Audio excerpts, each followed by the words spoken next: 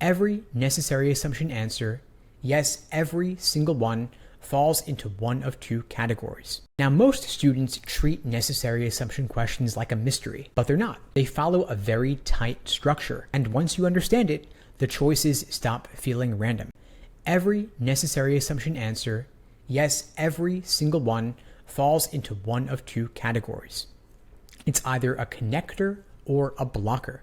And this is not theory, it's not abstract LSAT philosophy. This is what the test writers are literally doing when they write these questions. So the first type is the connector. That is like a missing puzzle piece. This assumption fills a gap in the argument. The author has made a leap, jumping from some evidence to a conclusion without properly connecting the two. The connector assumption is the unstated glue that helps to fill in that gap. And this is the most common type of necessary assumption.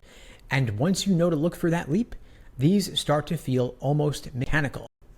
Now, the second type is the blocker, which is like a silent bodyguard, because sometimes the argument itself feels structurally sound, but it is vulnerable to attack. There might not be anything glaringly wrong with the internal logic, but there is a threat lurking outside the argument that could undermine it. The blocker assumption is the silent protection against that threat.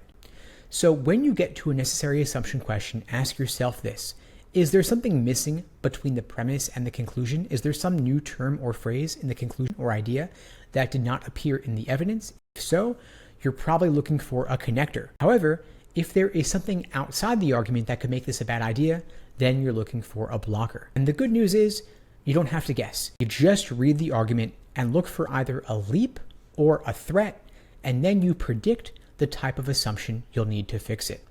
And once you lock this mental model in place, the choices stop being 5 confusing paragraphs and start being 2 categories you already know how to deal with.